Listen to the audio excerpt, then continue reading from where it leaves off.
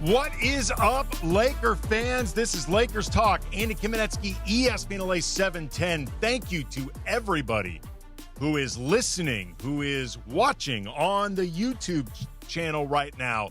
Everybody who is with us every week as we migrate about, because 710 is obviously your home of the Lakers, and we will be carrying the opening game and all the games of the Lakers playoffs beginning this Saturday. Houston Rockets, round 1, 5:30 local time tip, 4 o'clock pregame coverage beginning with Beto Duran, but we also carry USC and the Rams and the Kings and your random NFL event or your random sporting event. We're going to have the NBA playoffs coming up soon. And because of that, me, Bunchy, DeAndre, we end up a traveling circus, different days, different times. But the Lakers Talk Familia, you are always with us. I got a special announcement about pregame on Saturday, too. Oh, is it not 4 o'clock? It is at 4 o'clock. Okay. But we will be doing did I already throw out wrong intel already? No, We're you're fine. You're fine. No, it starts at 4 o'clock. We will be doing it live at Star Plaza. Nice. Oh, there we go. In front of the people. Nice. Well, Beto is a man of the people. So that's Beto's wheelhouse. He's going to be excited about that. But as I was saying, thank you to everybody for joining us every week, no matter what time, no matter what day. And there is a lot to get into. Again, the Lakers begin their playoffs against the Houston Rockets this Saturday. They are in a difficult position, man. Not going to lie about it. They are going to be opening up the series. Maybe they will be competing the entire time.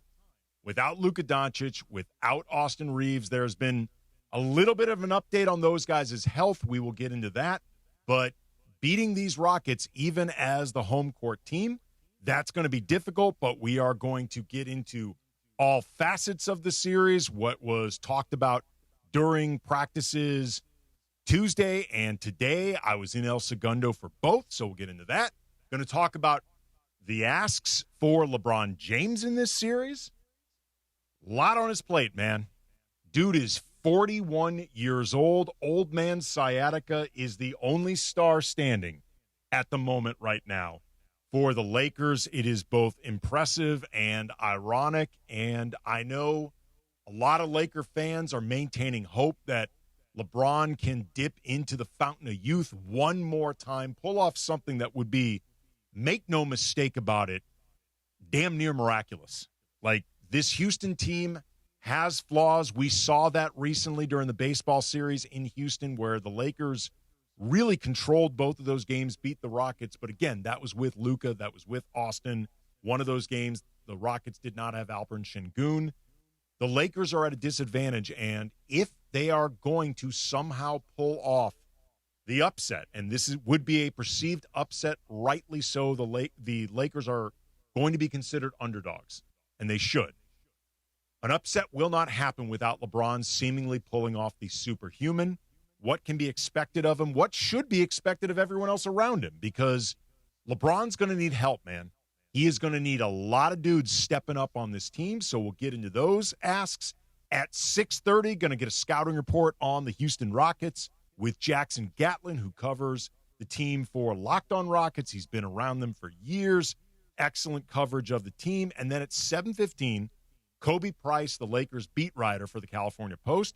He's going to swing by to give his thoughts on the team as they head into this series. Plus your calls, 877-710-ESPN, 877-710-ESPN. I want to hear from everyone about how you are feeling about the Lakers heading into this. Are you excited at the prospect of the Lakers maybe pulling off the impossible? What would make you happy in this showing for the Lakers, realistically speaking? Do you want to see just a really good fight? Do you not care about who they're missing because it's the Lakers? The Lakers play for championships. Have you already given up? Whatever it is, 877-710-ESPN, I want to hear. But going to begin by looking at the key factors for this series. What J.J. Redick laid out, especially yesterday, but today as well, the factors that he considers the most important that'll shape this series, and this came up over and over and over. Taking care of the ball, boxing out. Ball security, boxing out, ball security, boxing out, ball security, boxing out. J.J. Redick said this over and over, quote, scheme personnel, obviously important, but if we don't take care of the ball, we don't box out, we're not going to win the series. There, Houston, number 4 in scoring opportunities, we were 23. We don't have the luxury with Luka and AR out of getting killed in every scoring opportunities every single game. We got to box out. We got to place an emphasis. We're going to place an emphasis on every drill in practice. Talking about box out drills that they did yesterday, like DeAndre, like old school, high school and college box out drills, like Jackson Hayes noted. And by the way, Jackson is healthy. He is practicing with the team. He said he feels great after several days off on that foot that was bothering him. He said that they were not killing each other, like I'm sure you did in your high school and college practices, DeAndre, during box out drills. But he said they were going at it. Like this was physical stuff. Best believe our drills in high school, Coach legit would just shoot the ball up, and he was intentionally trying to break it to a certain spot because he wants that guy to work on his rebounding. And legit, it was just guys just running in the paint and running into each other. It was not ideal. But hopefully that's not what the Lakers are doing, which I'm assuming they're not doing anything. No. But they are. Look, there's a physicality that has been going on this week during practice, and it's interesting because remember, last year heading into the first round series, and unfortunately only round series against the Timberwolves, the Lakers lost. They put a big emphasis on health, getting everyone's bodies right. Like, they did some work, but it was really more about film session and just getting everyone feeling physically good. And they got waxed in that game 1. They got absolutely destroyed. And JJ immediately said afterwards that he had regrets about the way he didn't prepare the team really to be ready to play, like not mentally, but physically ready to play. And he is not making that mistake again. They are really working all week. And Marcus Smart talked a lot about the physicality that they are expecting from Houston and that they have been working on. He talked about this yesterday. They've been working on to prepare themselves for. Willpower. We're competitors. We've been doing this for a while. We're doing it at the highest level, right? And they're going to try to come in and punk us. And if you won't allow that, you will be punked. And, I don't think we have any guys that's willing to be punked on this team. So we might not be the most athletic, the strongest, but we got to have the most heart. Is there some kind of story? And then Marcus has talked a lot during the course of this season about the importance of setting the rules of engagement in a game, like really being the one that sets the tone for a game, like really lays out the way a game is going to be played and dictating those terms. And I asked Marcus in particular about how this matters for game 1. Tremendously important for us. We know we got a team that's going to come in and try to set the rules, right? And then, especially first game, you want to set the tone for, that whole series. Let them know this is how it's going to be. And not only that, just set the tone in general, so the refs can understand this is how we're going to play, this is how we're going to do it, and, let us play, right? And it's very important for us because they are very aggressive and they do a really good job of setting the tone, and we're going to have to do a good job of matching that energy, if not going above it. The rebounding in particular, man, that's going to be huge in this series. The Rockets are one of the best rebounding teams in the league, and in particular on the offensive glass, they are monsters, man. Like JJ said when they were watching film, it jumped out at them that they've got like 8 guys on that team that regularly crash from all over the floor, the corners, dunker spot, whatever. Like they are monsters on the offensive glass. They live on second chance opportunities and winning the possession battle. And this is something the Lakers are going to have to be conscious of in this series. They were 2-1 against Houston this year. Houston out-rebounded them 130-91. Like, it's a testament to, what Luka brings, what Austin brings, what LeBron brings, what the other guys in support bring beyond rebounding, that you can manage to win games while getting out-rebounded that dramatically. And to the Lakers' credit, with each game, they close that rebounding gap a little bit more. The third game, which the Lakers won, they were only out-rebounded by 4. But they are going to have to close that a lot. They're going to have to be conscious of putting bodies on bodies. Like they're going to have to be keeping Houston away from those just extra opportunities, because the Lakers have to find ways to win the possession battle. They're already going to be at a scoring disadvantage as it is in this game without Luka, without Austin, both to score and to orchestrate offense.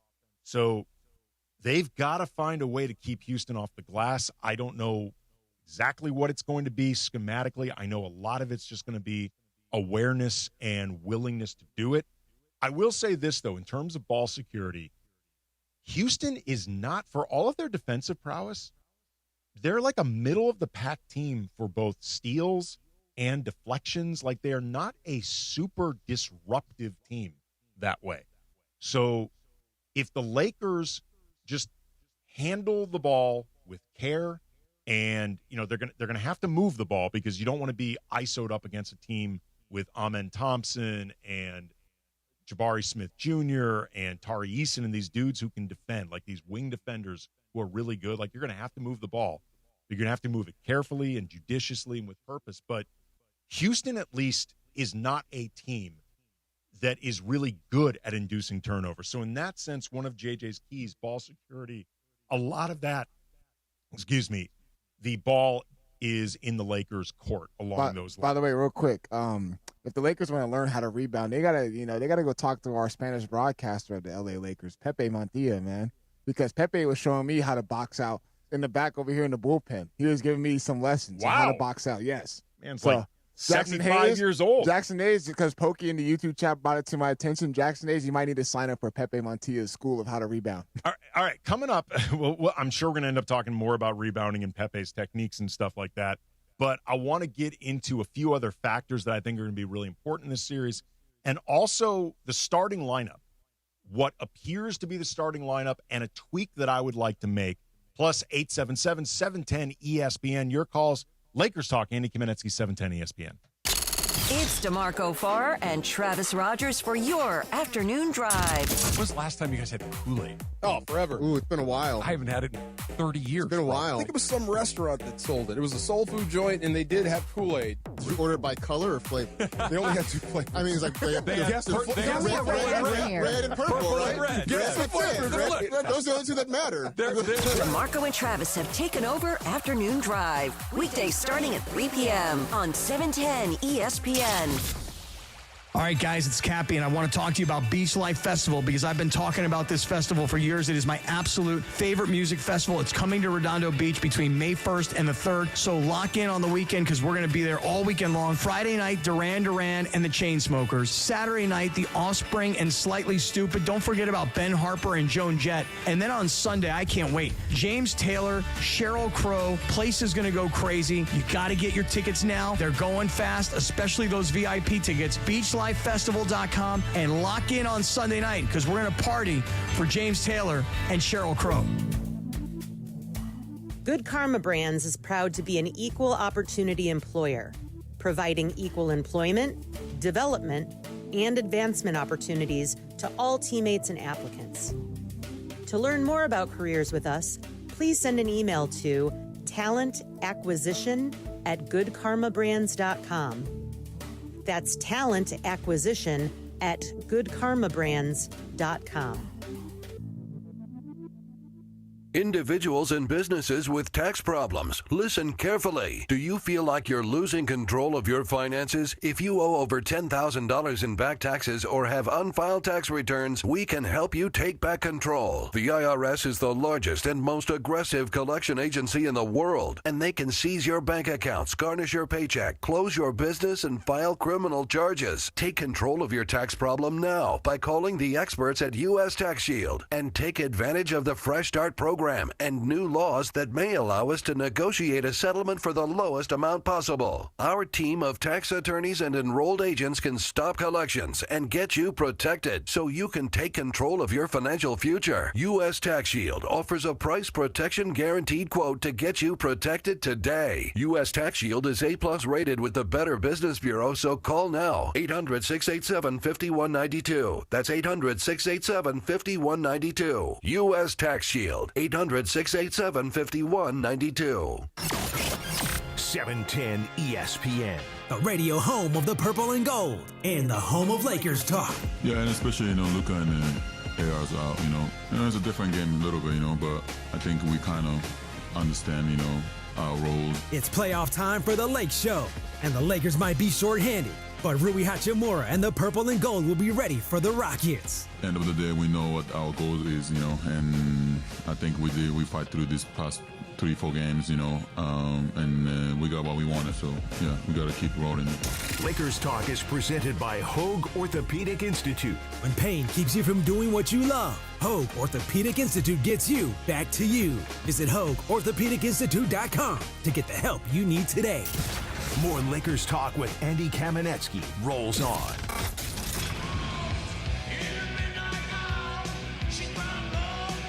There it is. Billy Idol, Rock and Roll Hall of Fame inductee. Soon to join the scores and scores of music legends. Man, let me tell you something. When I was in like 5th or 6th grade, Billy Idol was my idol. Really? He used to scare me when I was a kid. I wanted to be Billy Idol. Like I wouldn't want to be in the same room with him. Oh, he was man. Scary. Very. Actually, really, one of the many reasons that I know I've raised my daughter well in terms of music. Yeah. She loves Billy Idol. She's great performance in The Wedding Singer too. Yeah, man. There's a documentary now about him called Billy. I think it's called Billy Idol Should Be Dead. About his, he was even by rock star standards a partier, like a partier's partier. I'm sure he was.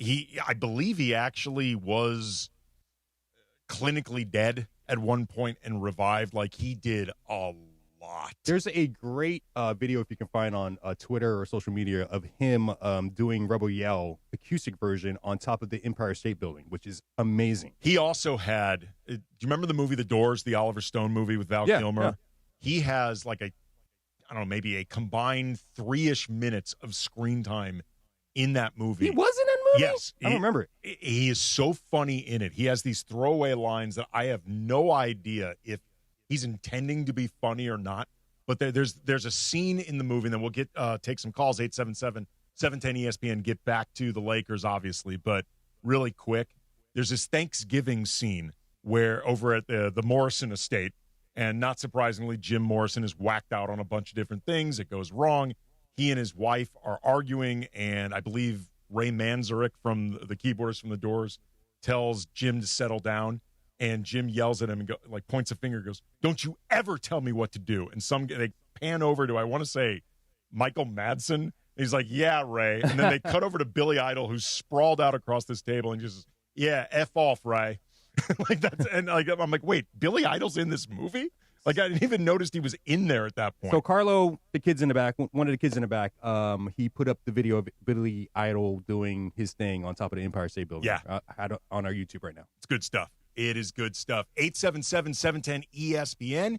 We'll get to some other factors for the Lakers in this series. But first, Elizabeth in Exeter. You're on Lakers Talk. What's up, Elizabeth? Hey. My question is, how is the Lakers going to stop Kevin Durant without their two guys? And do you think that if we win this series, do you think all of our players will be healthy for OKC? Appreciate the call, Elizabeth. Do I think they will all be healthy by then? I don't know. Like, I don't want to provide Laker fans false hope. I don't know. JJ Redick said yesterday at practice that Luka, like reports have been out, is expected to be with the team later this week. He said that, you didn't have to say it. I saw it. Austin Reeves is with the team. He's been shooting free throws, things like that, but nothing high impact. He said that both are still out indefinitely. There will be no update on either one of them, at least this week. So short of gamesmanship at a level that I don't think I've ever seen before in the playoffs, it doesn't sound to me like they are anticipating either guy being back anytime soon. My advice for Laker fans would be dream small and allow yourself the possibility of being pleasantly surprised. The best thing I can hope. Obviously, the longer this opening round series goes, the better opportunity there is for Luka and or Austin to return. But I think the odds are low as far as stopping KD. I think they're going to have Marcus Smart on him a lot, or Jake LaRavia on him a lot. But the reality is it's going to be a group effort. I think a lot of stopping Durant is going to be more about forcing the ball out of his hands than I think it is trying to stop him as an individual scorer. Like, KD is too good of a scorer to really get shut down. Like, does that make sense to you, DeAndre? Just the idea of try to get the ball out of his hands, disrupt him before he puts the shot up, as opposed to letting him get into his shooting motion, then trying to defend him. That's exactly why picking up at half court is going to be critical for the Lakers, especially Marcus Smart, especially hopefully we see Jared Vanderbilt get some minutes because they can utilize his length, his size. That's going to be, hopefully he can find some way to get into rotation, which I think Vando is. I think Vando is. I think, especially against series against the Houston Rockets. But like we mentioned, like we've seen what they did 2 games in Houston, and they blitzed Kevin Durant as soon as he crossed the half court line. That was good because they got the ball out of his hands. It forced Amin Thompson to beat you off the dribble. It forced a guy like Reed Shepherd, which I know he has the ability to do so, but you would take your chances on Reed Shepherd beating you than a guy like Kevin Durant. And I know one of the games Operation Sengun was out, and the other game he wasn't, but if you can take Kevin Durant out and you can force him to have those same 7 turnovers, even just have a high turnover assist ratio, that is really, really good. You are doing your job. Speaking of that, by the way, an area where the Lakers can try to pick apart at some Houston weaknesses, because, again, the Lakers are the underdogs. There is no way around this. You're being disingenuous if you say otherwise. Houston, though, can be a high turnover team. Like, they do not have a proven point guard on the roster, like a proven floor general. They've got some guys who can move the ball reasonably well. Alperen Sengun, I think, is probably the best passer on the team.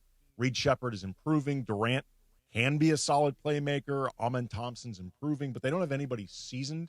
Because of that, they can often turn the ball over. And the Lakers, post-All-Star break, and especially down the stretch, they became among the more disruptive teams in the league, top 10 in the NBA for steals. Post-All-Star break, number 1 in the league over the last 10 games. They can be a really good deflections team. Like, I think those are areas where they can try to create some weaknesses, capitalize on some weaknesses that Houston has. We're also, though, talking about how to stop Durant. This gets into something. The last game of the regular season, the win over Utah, JJ went with a starting lineup of Luke Kennard, Marcus Smart, LeBron James, Rui Hachimura, DeAndre Ayton. Obviously, this is not set in stone moving forward. JJ has the prerogative to change his mind, and he would never give us any indication if he's going to. I think preferably Luke, but either Luke or Rui, I think you need to substitute Jake into that starting lineup for defensive purposes, because I feel like, particularly if Luke is the guy out there, like I would put in Jake for Luke. I understand the idea of having Luke in there to help keep the offense going, create more shooting options, widen the lane for LeBron, stuff like that. But Luke is going to get targeted a lot defensively, like a lot. And particularly on this team, with the way Houston operates and with their size and their length, there's not a great natural matchup for Luke to begin with. But then if you put Luke out there with Rui, who is also going to get targeted to some degree, I think you increase the odds of putting a high-end defensive assignment in LeBron's hands, like from the beginning as a primary defender. And with everything on LeBron's plate already, if you can find a way to make him at least start possessions on, say, Tari Eason, if he starts, who he's been brutal shooting for the last few months, or a guy like Josh Okogie, who you're going to take your chances with him. If you can allow LeBron to have that defensive assignment, give him the ability to wander more, roam more, be a weak side defender, allow him to make doubles, stuff like that. I don't think you can do that unless Jake is in the starting lineup for at least Rui or Luke, because otherwise you start getting to size issues and things like that, where I feel like LeBron ends up having to take either Durant or Amin Thompson, or even someone like Jabari Smith Jr. is a tough assignment. I just go back to the reasons why Jared Vanderbilt is not on the basketball court, because and the rotation has been different since they acquired Luke Kennard, and just seeing how we try to find ways to get him minutes. Offensively, Jared Vanderbilt has not been helpful on that end of the basketball court, but he does. He can rebound, like I said, he can defend. Jake LaRavia, we've seen some moments with him offensively. He'll get he get out and run the fast break. He can be kind of Blanco Vando. Yes, he can. He can. I think that's why. That's a very funny name. But I think that's why we start to see J.J. Redick lean towards that lineup with Luke Kennard in, because yes, you can pick him apart, but offensively, Luke Kennard does a lot of things well. He's a great decision maker. He can take guys off the dribble. He's going to play a lot. He should. And you're going to need that, knowing that you don't have scorers in Luka Doncic and Austin Reeves. Would rather Jake LaRavia. Yeah, you're getting defense, but at the other end of the floor, if he's not going to be able to help you out. And the glass, too. That's the other thing, too. With Jake, you get more work on the glass. But, look, JJ has difficult decisions in front of him right now, and I mean, and by difficult, I mean not very good ones. Like, there's no obvious way to do this. Like, if JJ starts Luke, I'm not going to hammer him for this. There's no obvious way to do it, but I just keep thinking more in terms of playing matchups. It would make more sense, like not just for the individual matchups, but also the effect on LeBron. But that's why it's going to be key to throw out different looks, throw out different defensive sets, throw out a 2-3 zone, throw up a matchup zone, throw up a zone where you force, you face guarding Kevin Durant. Just throw out numerous looks and just make the game ugly. Yeah, and dude, they're going to have to ugly this bleep up. There is no question about that. All right, coming up, we're going to get a look at the Rockets with Jackson Gatlin, covers the team for Locked on Rockets. A lot of great insight. If you're holding right now, I will get to you. Mitch, I see you, my dude. We're going to talk Lakers talk. Andy Kamenetsky, 710 ESPN. You never know what you're going to get when you wake up with Sedano and Cap. I offered to share my room last night with DeAndre. Oh, boy. Yeah, after the post-game show, I was like, DeAndre, he's like, man, Cap, I need a room at the East Central. I said, come stay with me, pal. Here, I'll give you a key. I'll be sound asleep. Chocolate decadence, baby. I'll even create like a row of pillows in between the bed. So I got What's this wrong? half, He didn't want to do it? Half. Was he afraid? He was afraid. It's the morning show with Sedano and Cap. Weekdays starting at 7 a.m. on ESPN LA.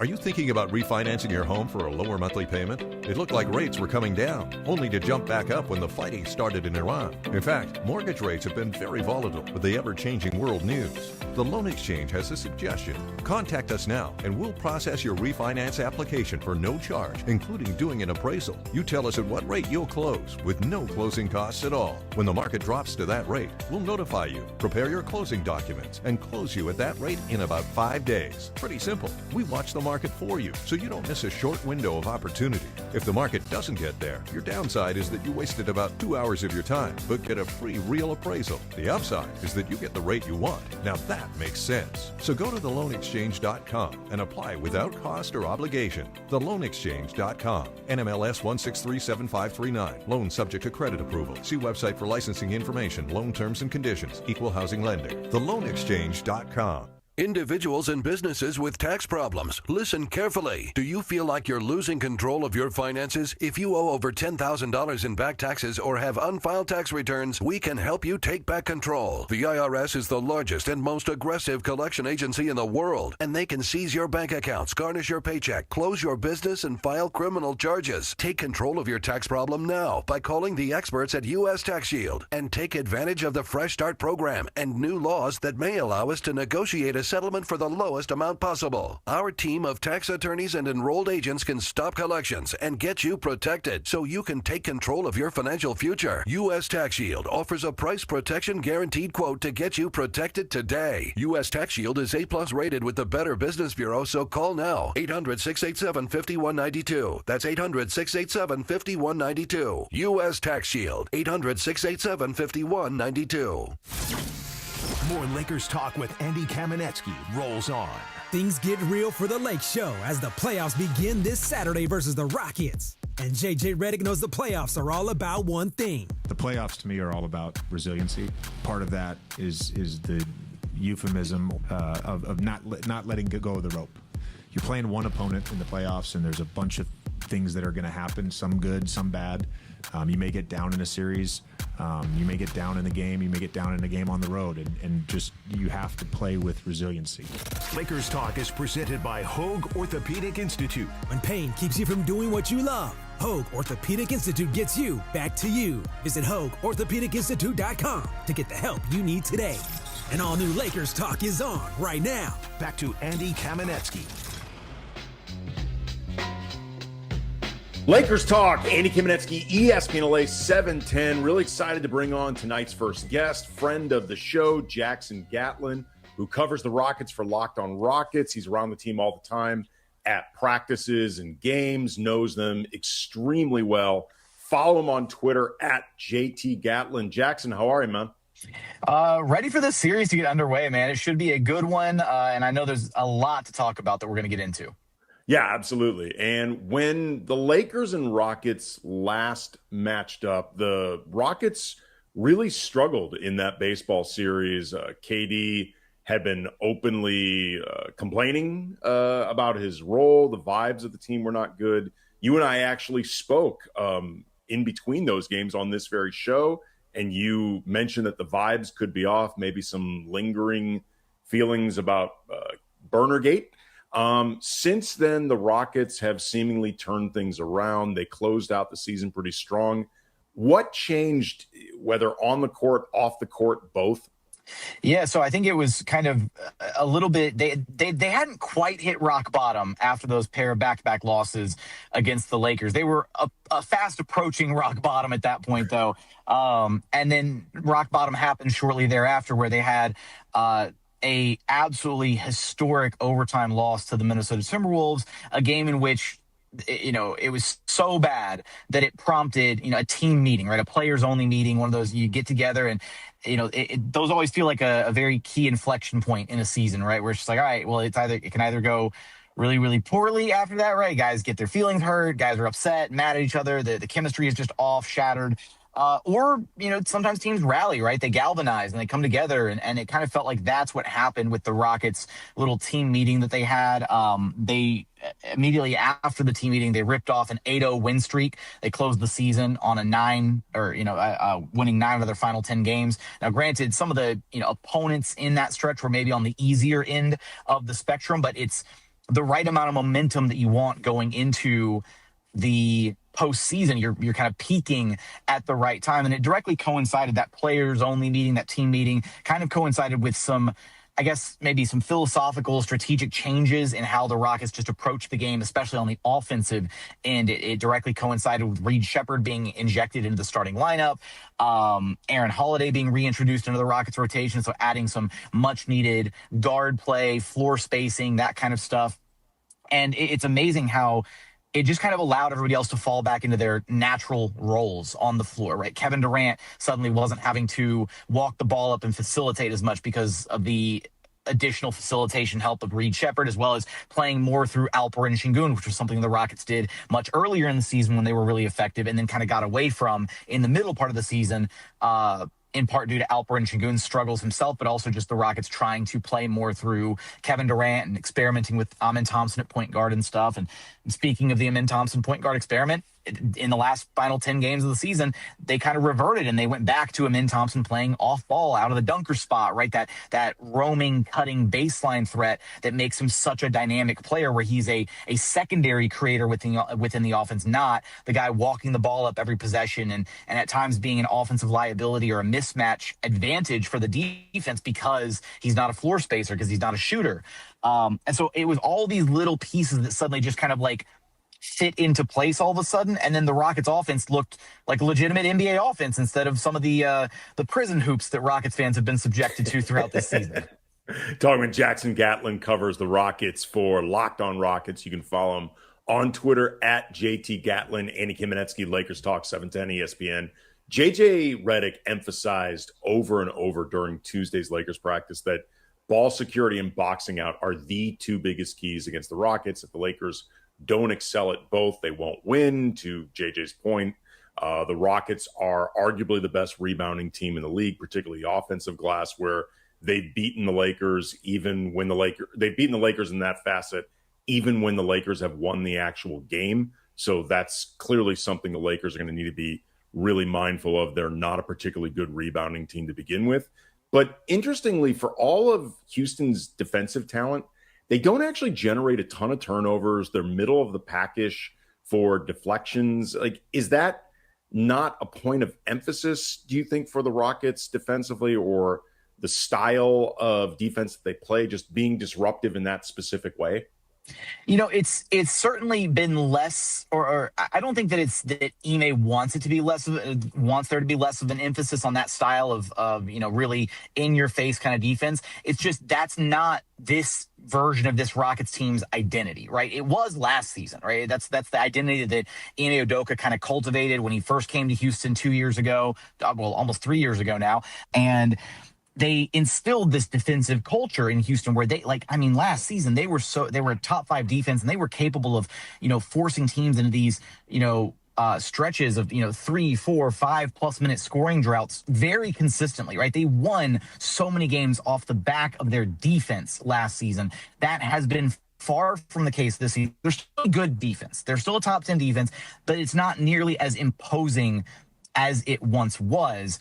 And some of that has to do with, personnel turnover. Some of it has to do with Amin Thompson's more expanded offensive roles. He hasn't quite been the same level of impact defender on a game-to-game basis. He has moments, he has possessions, he'll have quarters where he completely locks in and can smother a guy.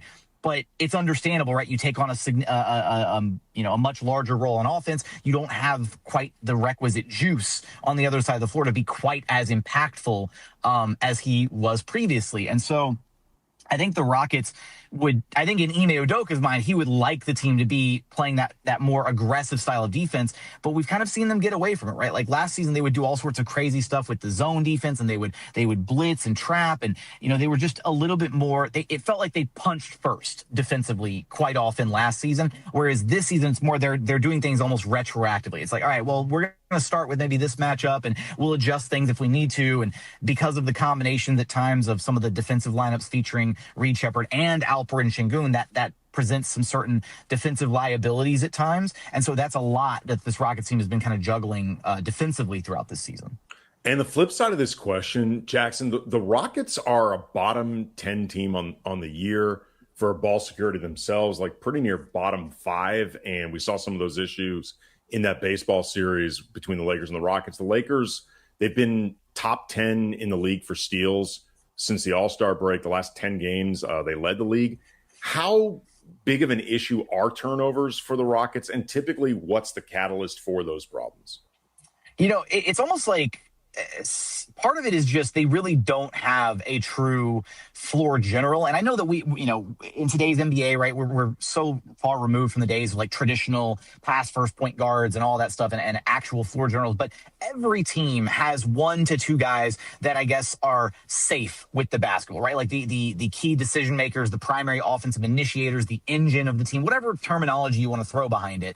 The Rockets just don't have a guy that is perfectly equipped to do that. The closest guy they have that can do that is Alperen Şengün, but he is also at times a bit turnover prone, depending on how fast his decision making is, how quickly he's reading double teams, all that kind of stuff, and also just the team's willingness to play through him and to play through him with the right lineups and floor spacing around him to give him room to operate. Sometimes we've seen lineups this season where the Rockets have 3+ non-shooters out there and they're trying to play in the post through Alperen Şengün. It's like, well, you're not giving the kid any space to work with, so it's no wonder he's turning the ball over when he gets 3 or 4 defenders collapsing all over him because his outlet passes at the 3-point line are Amin Thompson and Jae'Sean Tate, right? It's not a great look.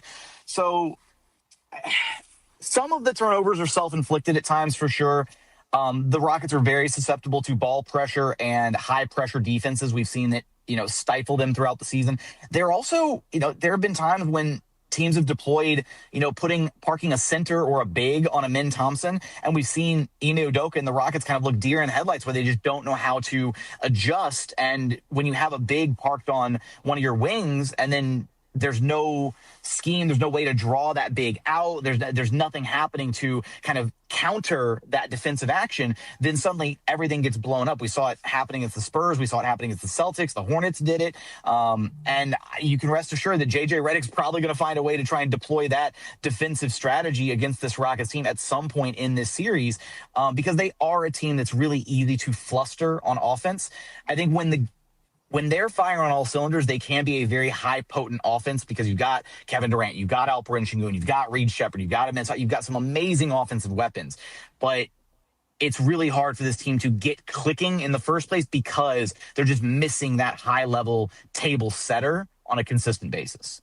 Talking with Jackson Gatlin, covers the Rockets for Locked On Rockets. You can follow him on Twitter at JT Gatlin, Andy Kamenetsky, Lakers Talk, 710 ESPN. How do you expect the Rockets to go about defending LeBron in this series, just generally dealing with LeBron?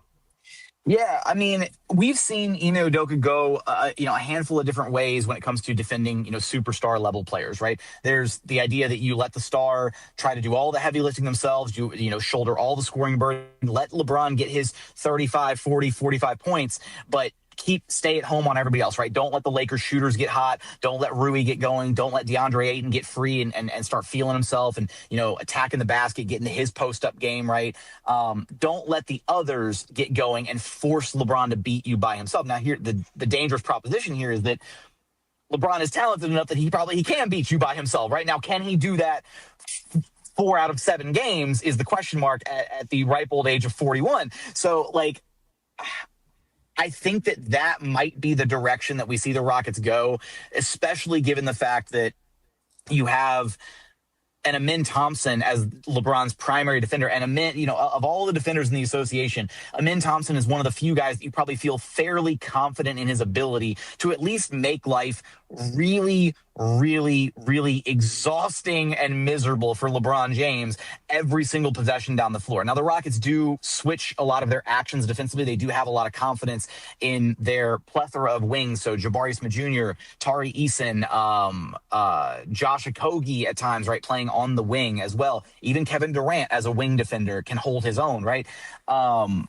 But I would imagine that they're going to just try and guard LeBron in single coverage, try to put the onus on him to be that scoring pop for the Lakers, which I'm sure he's going to be feeling some of as well. Without Luka, without Reeves, he's going to feel the need to step up his scoring output.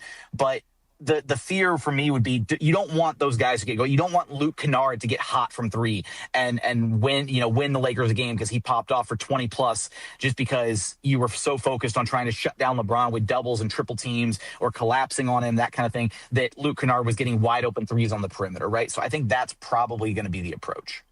Who is a Rocket not named Kevin or Alperin that you think could swing this series for Houston in either direction? It's absolutely going to be Jabari Smith Jr. He is very much the Rockets' X factor this season. They are 33-15 when he scores 15 or more points. They're a very hard team to beat when he scores the ball at a decent clip. This Rockets team is not a high-volume three-point shooting team, and that's really hard to win games in today's NBA if you're not shooting and making a lot of threes. The Rockets don't have all but 2 to 3 volume three-point shooters on their roster, and it's Jabari Smith Jr., Reed Shepherd, and then sometimes Tari Eason, although he went through that really horrid shooting stretch after being one of the best three-point shooters in the NBA. It's been pretty brutal. It's been pretty brutal. I've never seen somebody lose generational wealth that quickly in real time. Just from being a certified, guaranteed $120 million plus contract all the way down to I mean, the Rockets might be able to get him on a sweetheart deal of $60 or $70 million over 4 years at this point with how bad the 3-point shooting cratered. I think that when it comes to Jabari, right, he is that ultimate release valve within the Rockets offense when Kevin Durant commands a double or Şengün is on the short roll after a KD double team and he's looking to where that outlet pass is going to go. Does he attack? Okay, well, there's the defense. They're collapsing on him. Who's he spraying it out to, right? It's either Amin Thompson cutting on the baseline or it's out to one of the 3-point shooters, Jabari Smith Jr. or Reed Shepherd. Jabari needs to be that consistent outside knockdown shooting threat throughout this series in order to just make life easier for the stars, right? Open things up for Kevin Durant and Alperen Şengün, but also just kind of delivering on those 4-on-3 power plays because we know the Lakers are going to be aggressive with KD. We know they're going to trap him and blitz him at half court whenever he's the one initiating offense. And so Jabari Smith Jr. is going to be one of the final touch points in those offensive sets, either him or Reed Shepherd or Amin Thompson, right, as kind of those play finishers in those 4-on-3 power plays. And he needs to be able to deliver in those moments for the Rockets to win this series. And then last question for you, 30 seconds. Who do you think has more psychology weighing on them for game 1, the Lakers or the Rockets? Oh, it's absolutely going to be the Rockets. This series is, the Lakers are just trying to be as competitive as possible. They know that the cards are stacked against them in this one, injuries, all that. Meanwhile, for the Rockets, right, they are supposed to win the series. They are the favorites. and they're an incredibly young team. So that youth, that inexperience, that pressure against a veteran-laden Lakers roster, all of that is a very turbulent mental mix going into game one, which is why game one is going to be so important in this series. He is Jackson Gatlin. He covers the Rockets for Locked On Rockets. You can follow him on Twitter at JT Gatlin. As I said at the top, friend of the show. Always appreciate it when he's here. Thank you, brother. Thanks so much for having me, Andy. Appreciate it. And coming up, we'll react to Jackson's thoughts. Also get into some health updates about Jackson Hayes and Luka Doncic, Austin Reeves. That's all coming up. Lakers Talk, Andy Kamenetsky, 710 ESPN. Purple and gold playoff energy. The playoffs are here, and it starts with game one. All eyes on LeBron James, ready to carry the load on the biggest stage. Follow a 17-footer good again. LeBron has dialed back the clock. Standing in the way, Kevin Durant and the Rockets, hungry to steal game one. Pre-game starts Saturday at 4 p.m. The Lakers postseason push happens right here on 710 ESPN and the ESPN LA app. Hey Rams fans, it's your quarterback Matthew Stafford here. The Rams and United Way of Greater Los Angeles are excited to bring Walk United LA to SoFi Stadium this year on Saturday, May 9th. Join me and my family for the 5K walk run and help support our Los Angeles community. Registration is now open at walkunitedla.org, where you can sign up for Team Rams and learn more. Our team is only as strong as our city, and this walk is about uplifting all Angelinos in need. I can't wait to see y'all at the Rams house on May 9th. This is a test of the emergency alert system. This is only a test.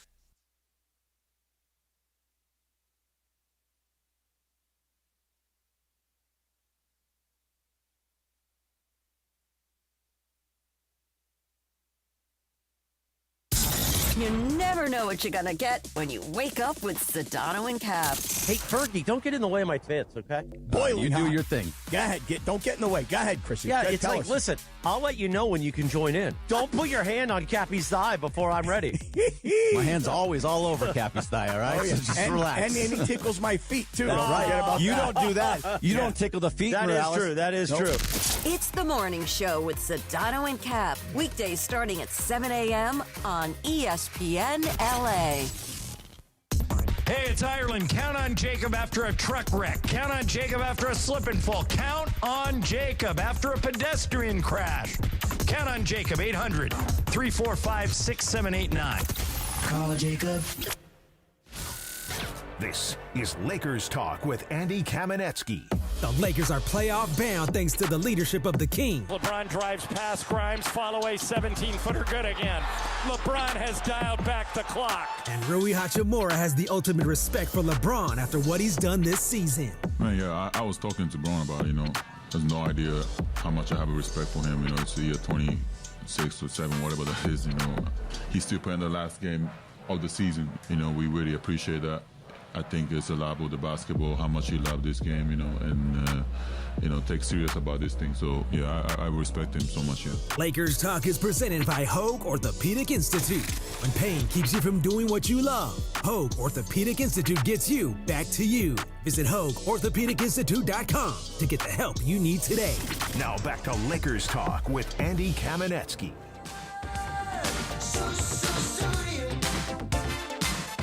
Phil Collins, inducted as a solo artist. He was already in his Genesis, but now as a solo artist, little Sussudio, which now you can only think about American Psycho when you hear this song. Really? I think of just goodness. This is one of the best 80s songs ever. Have you seen American Psycho? I have. You know what? I've seen it in pieces. I have not seen it in Let me its tell entirety. you something. People swear by that movie, too. I love the movie. If you've ever seen the Sussudio scene, and I'm just going to tell you it's the Sussudio scene, you will never be able to think of anything other than American Psycho if you've seen the Sussudio scene. And that's, it was either this or Easy Lover. I love Easy Lover, too. It could have been Take Me Home. It could have been Take Me Home. It could have been Inside Out. It could have been In the Air Tonight. Against All Odds. Against All Odds. Two Hearts. Oh, yeah. I forgot about Remember that Two one. Hearts? Yeah. He had his cover of You Can't Hurry Love. Dude, Jeez. Phil Collins. You could have gone to the Tarzan soundtrack. Oh, wow. I forgot about Phil that. Collins That dude owned the 80s. And you know what's so crazy about Genesis? They had like a really good lead singer, Peter Gabriel, and then they got Phil Collins, which is like crazy. Well, Peter Gabriel quit the band. Yeah, he did. And then Phil Collins was already the drummer. Yeah, he was already the drummer. I know my history. Yeah, I'm saying for the listeners who are unaware, but Phil Collins already in with Genesis now as a solo artist, obviously well-deserved. Congrats to everyone who made the Rock and Roll Hall of Fame. Thanks again to Jackson Gatlin from Locked on Rockets for stopping by. Reminder, we'll be talking with Kobe Price at 7:15, covers the Lakers for the California Post. Time for the Lakers Talk Injury Report, brought to you by the Call Jacob Injury Hotline, the only number LA trusts after an accident, 800-345-6789, 800-345-6789. Incredibly easy to remember after an accident, which is incredibly important. If you've ever been in one, your brain is scrambled, you're panicking. This number is simple to remember, so call it 800-345-6789. As I mentioned earlier in the show, J.J. Redick gave a small update on Austin Reeves and Luka Doncic in that both of them are considered out indefinitely. There will not be another update on them this week, J.J. said, which means at least until after Game 1, when the next week officially begins on Sunday. Whether that is because they truly have no updates or because JJ doesn't want to have to answer the same question every single day about Luka and Austin. Luka reportedly will be rejoining the Lakers later this week. I've heard Friday is the most common day. Austin Reeves is back with the team. He's been shooting free throws, a little bit of light outside shooting, but I am keeping my expectations low as far as either of them, much less both of them returning at any point in the playoffs. And I am willing to be very pleasantly surprised. Do you have any concerns, DeAndre, about Luka, I guess, or Austin coming back too soon? A little bit, because I understand Luka is trying to speed up the process so we can return as soon as possible on the basketball court. The only thing you don't want is if the injury gets worse, you don't want it lingering on heading into the offseason, or if he misses time even for next season, because Luka Doncic is your future. And then the same thing for Austin Reeves, but I feel like Austin Reeves is actually taking the necessary steps to kind of get healthy and get back 100%, at least try to get back 100%. But Luka Doncic is the one that worries me, because I understand all the different things we saw as far as him getting his stem cell shots and how it can help out the process. But he's never really going to be 100%. Right. So yeah.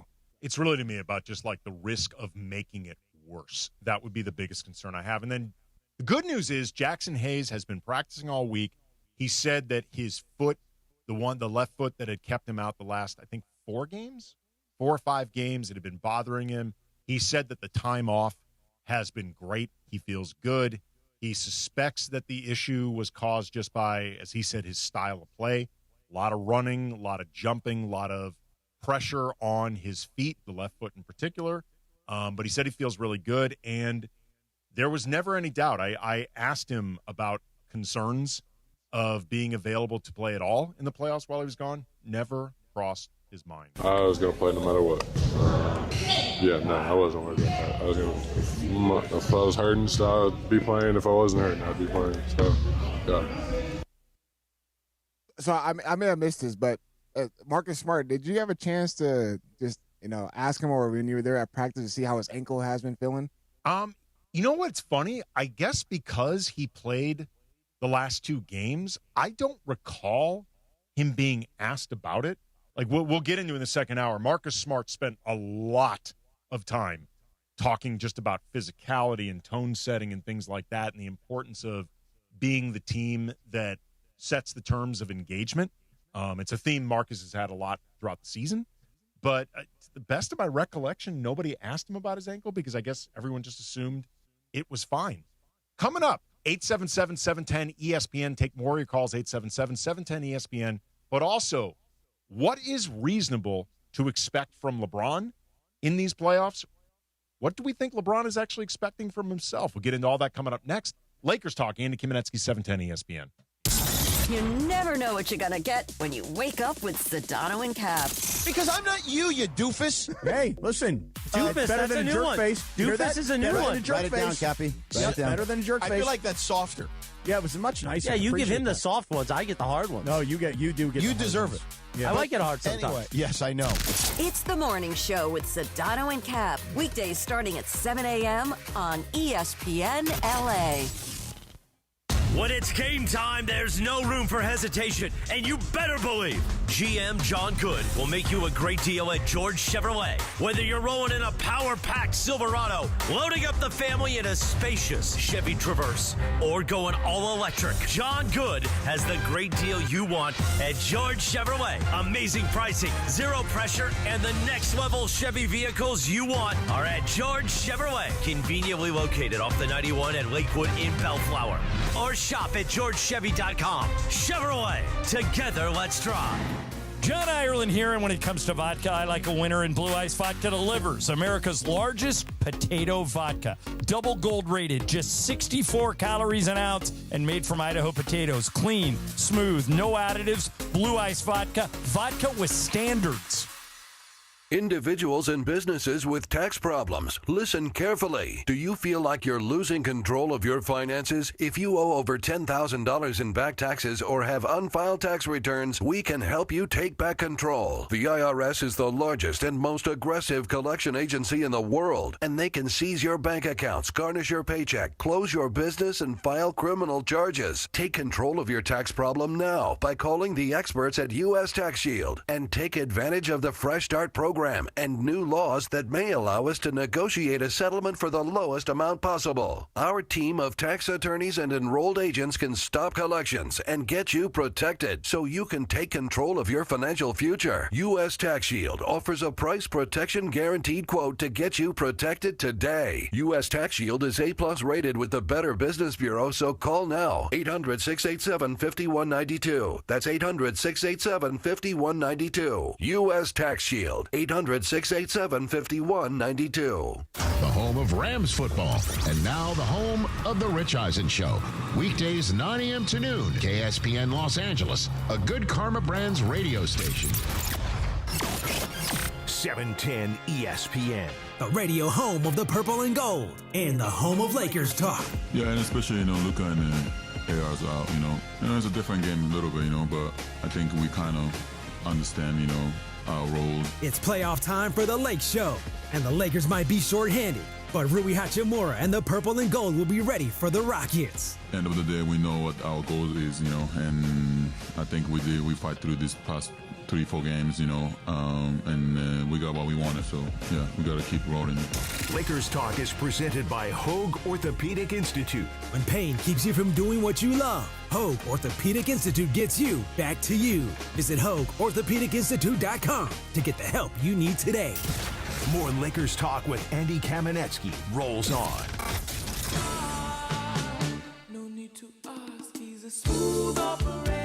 Shout out to Marco Farr. He loves him some Sade. Who doesn't? You tell me a person that doesn't. She's pretty awesome, man. She is pretty great. Nobody sounds like her. Like, you hear Sade, you know immediately. Assuming you are aware of who Sade is, you know you're hearing Sade. DeAndre, do you know who Sade is? Dude, I do, yes. My daughter even knows who Sade is. She's 15. She's aware of Sade. If she came back right now and did some concerts, she'd be a billionaire. Oh, yeah. Seriously. And people would pay thousands and millions of dollars just for front row. Trust she'd me. make half that bill off DeMarco alone. Yes, seriously. I'm just waiting for her to perform again so I can go see her. DeMarco would be like the equivalent of a deadhead, just following Sade all over the country, all over the world. He loves him some Sade. Lakers Talk, Andy Kamenetsky, ESPN LA 710. Reminder, about 15 minutes. We're going to be joined by Kobe Price, covers the Lakers for the California Post. We're going to get into the asks of LeBron in this series. There is clearly a lot on his plate against the Rockets. No Luka Doncic, no Austin Reeves. The series begins this Saturday at the Crypt, 5:30 tip-off, 4 p.m. Pre-game coverage with Beto Duran and, correct, Funchy? Game 1 pre-game coverage is going to be outside. Amongst the people. Yes, you in can LA touch Live, him. Poke in the and plaza. prod, Beto, all you want. Mr. People. He is, he is man of the people. Beto loves him, the people. So if you want to see Beto doing pregame, you want to watch Funchy, DeAndre, are you going to be there? I will be in attendance, yes. There you go. So everyone is going to be there again, 4:00 in the LA Live Plaza, leading up to the 5:30 tip. The rest of the schedule, by the way, for those unaware, Game 1 is obviously Saturday, then Game 2 Tuesday, Game 3 Friday, Game 4 Sunday, then Game 5 if necessary the following Wednesday, April 29th, Game 6 if necessary Friday, May 1st, and then Game 7 Sunday, May 3rd. Again, if necessary, let's hope the Lakers can keep this thing going. Praise the basketball gods for that schedule or the NBA. This feels like the league being aware of a certain situation, and you know what? I don't blame them. Game 6 is in May? Come on, man. Dude, they know what's good for them. They know what's good for them, and you know what? I don't have a problem with it whatsoever. Let's take a couple calls. Mitch in New Jersey. You're on Lakers Talk. What's up, Mitch? How's it going, Andy? Hope everything's good. Good. Apologize. Won't have to go rehash it, but I apologize. That's okay. Right now, LeBron is their best player. They used to bring up the ball. He's played every position but center, so maybe we're going to see him bring up the ball most of the time, I hope. Luke's being there, so it definitely might be LeBron in the shower there. And is it possible? Can we play Jackson Hayes, and DeAndre Ayton? But DeAndre is usual bad self. What, do you mean see more of really Hayes. quick, Mitch? Do you mean play them at the same time, or do you mean Hayes instead of Ayton? Yeah. And Parrish. I know I'm going back a long time there with the Celtics. Remember, they had like two centers. Yeah, I He appreciate sticks the a call lot. there, Mitch. I would be stunned if Ayton and Hayes play together in this series. Like, I know Houston's got some size. I'm not sure they've played together this season. And if they have played together this season, I'm guessing it is less than 10 minutes. Yeah, they played in spurts with each other.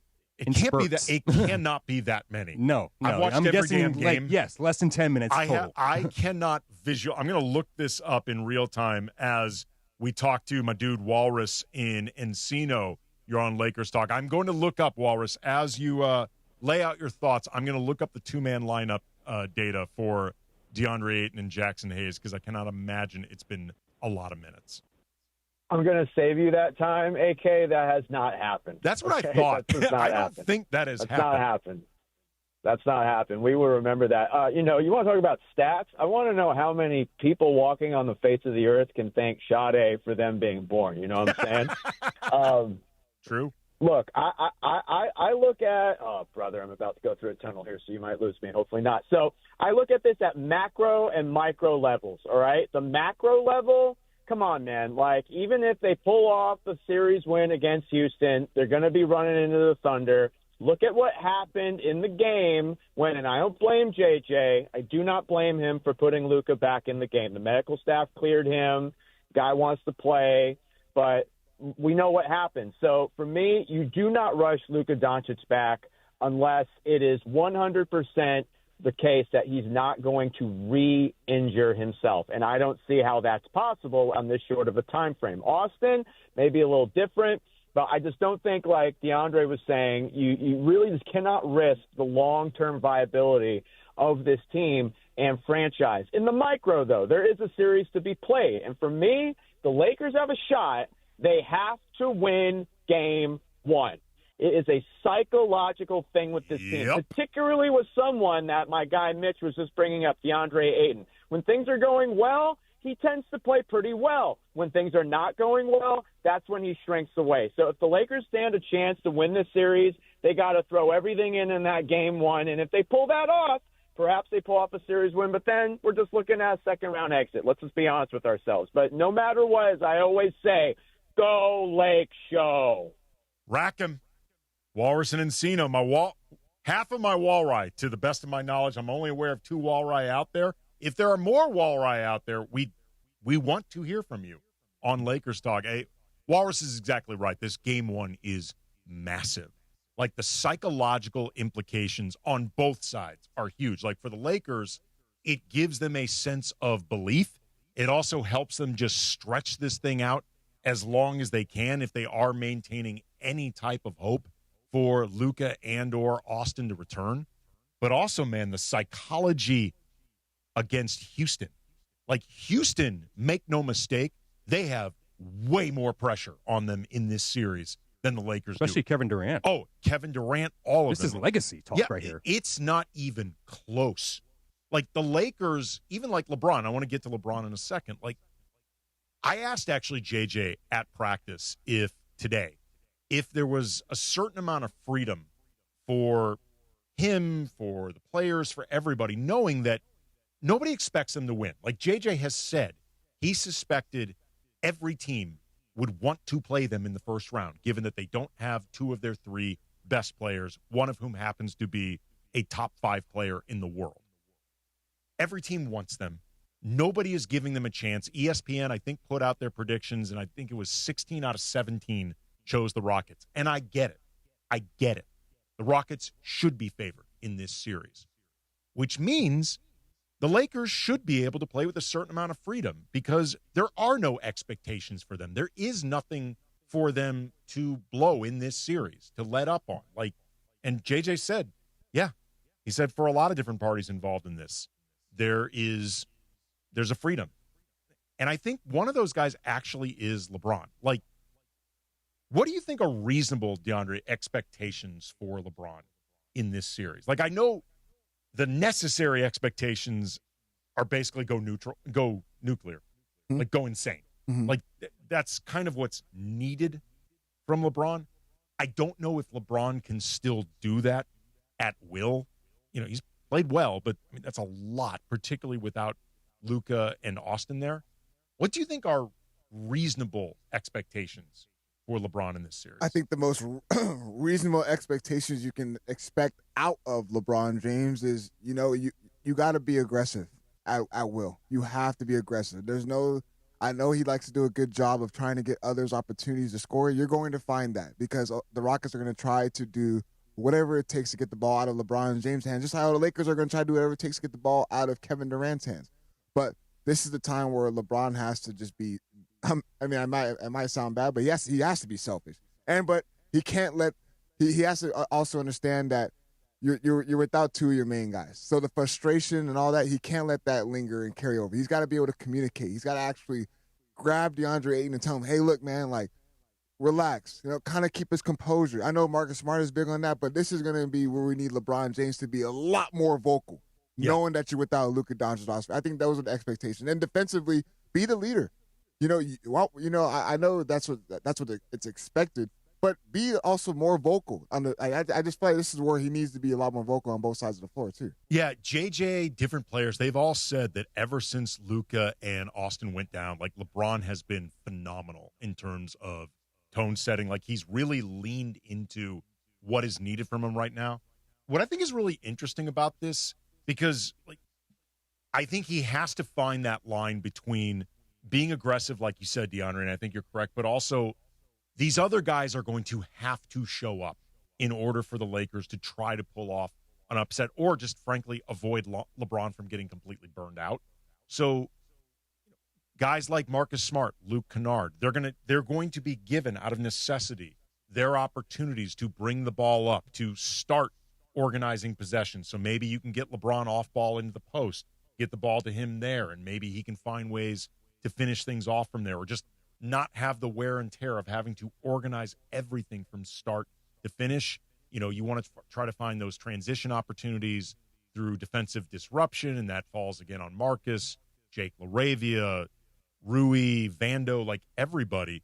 He's gonna have to rely on Ayton and Rui to be the scorers that they've been in the past, or that I think they believe that they can be.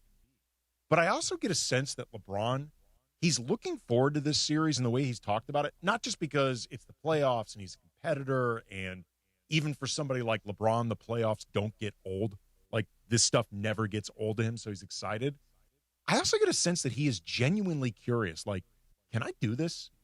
Like, can I actually do this? It's crazy because I seen a clip on social media. Oh, he was arguing with someone, I forgot, I think it was Golden State game. He was like bickering at someone, at a fan. And he was just saying, I had to take, I had to kind of, take a step back. You know what I mean? I kind of, I got to let my guys shine.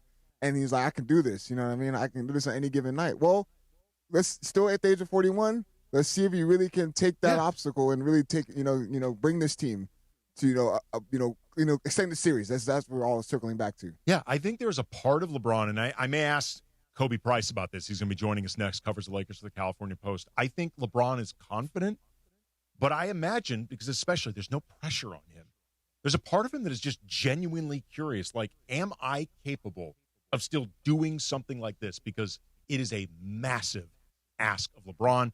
Talk about this, talk about all sorts of matchup issues for the Lakers, questions, stuff like that with Kobe Price. California Post covers the Lakers, 710 ESPN. Purple and gold playoff energy. The playoffs are here, and it starts with Game 1. All eyes on LeBron James, ready to carry the load on the biggest stage. Fall away 17-footer good again. LeBron has dialed back the clock. Standing in the way, Kevin Durant and the Rockets, hungry to steal Game 1. Pre-game starts Saturday at 4 p.m. The Lakers postseason push happens right here on 710 ESPN and the ESPN LA app. Are you thinking about refinancing your home for a lower monthly payment? It looked like rates were coming down, only to jump back up when the fighting started in Iran. In fact, mortgage rates have been very volatile with the ever-changing world news. The Loan Exchange has a suggestion. Contact us now and we'll process your refinance application for no charge, including doing an appraisal. You tell us at what rate you'll close with no closing costs at all. When the market drops to that rate, we'll notify you, prepare your closing documents, and close you at that rate in about 5 days. Pretty simple. We watch the market for you so you don't miss a short window of opportunity. If the market doesn't get there, your downside is that you wasted about 2 hours of your time, but get a free real appraisal. The upside is that you get the rate you want. Now that makes sense. So go to theloanexchange.com and apply without cost or obligation. Theloanexchange.com. NMLS 1637539. Loan subject to credit approval. See website for licensing information, loan terms and conditions. Equal housing lender. Theloanexchange.com. Mornings in LA start with Sedano and Cap. Cappy had to record these Beach Life commercials. And there were 4 of them, 4 scripts last time. He then records 6. Yeah, I did. And sent us an email about like how he did extra. That's how badly he wants to hook up. Weekdays starting at 7 a.m. on ESPN LA. That's how much I love this festival. He's like, I just did these 2 extra ones in case you need it. No, the reason I did 2 extras, though, is because I read the scripts, and I was like, you know what? I actually think that if I go off script and I just am more authentic because I really love this festival, I think they'll be better. So then he'll be able to juice out more free passes. Right, I recorded 2 extra ones. You know what I mean? That's 2 extra passes right there. Are you the host of this, or what's going on here? I mean, I don't know if I'm the host, but this is South Bay Cap. You know what I'm saying? I mean, this is when I go from East Side Cap to South Bay Cap. Yeah, that's what we all want to do. The Morning Show with Sedano and Cap. Weekdays starting at 7 a.m. on ESPN Los Angeles. Prizes, Flyaways, even cash money. You want it? We've got it. Find a list of all contests and official rules by visiting ESPNLAcontests.com. That's ESPNLAcontests.com. If you have ever thought about remodeling your bathroom but were worried it would take too long or cost too much, then stop worrying. Right now, Jacuzzi Bath Remodel has designed a collection of high-quality custom products and perfected the one-day remodeling experience so you can enjoy your new bathroom faster than ever before. It's a worry-free bath remodel from the most trusted brand name in the business, Jacuzzi. A jacuzzi bath system fits in your existing tub space. It's a no-mess installation with an amazing style selection, factory-certified installers, and a limited lifetime warranty. Call 800-717-4599. That's 800-717-4599 right now and get 50% off installations with no interest and no payments for 12 months. Replace that old bathtub today with a walk-in shower for a safer bathing experience. If you have lived in your home for over 15 years, it's time to remodel your bathroom. For a virtual or in-home appointment, call 800-717-4599. That's 800-717-4599. 800-717-4599. 710 ESPN. The radio home of the purple and gold and the home of Lakers talk. Yeah, and especially, Luka and AR's out, it's a different game a little bit, but I think we kind of understand, our role. It's playoff time for the Lake Show, and the Lakers might be shorthanded, but Rui Hachimura and the purple and gold will be ready for the Rockets. End of the day, we know what our goal is, and I think we fight through these past 3-4 games, and so, yeah, we got to keep rolling. Lakers Talk is presented Hogue Orthopedic Institute. When pain keeps you from doing what you love, Hogue Orthopedic Institute gets you back to you. Visit HogueOrthopedicInstitute.com to get the help you need today. More Lakers talk with Andy Kamenetsky rolls on.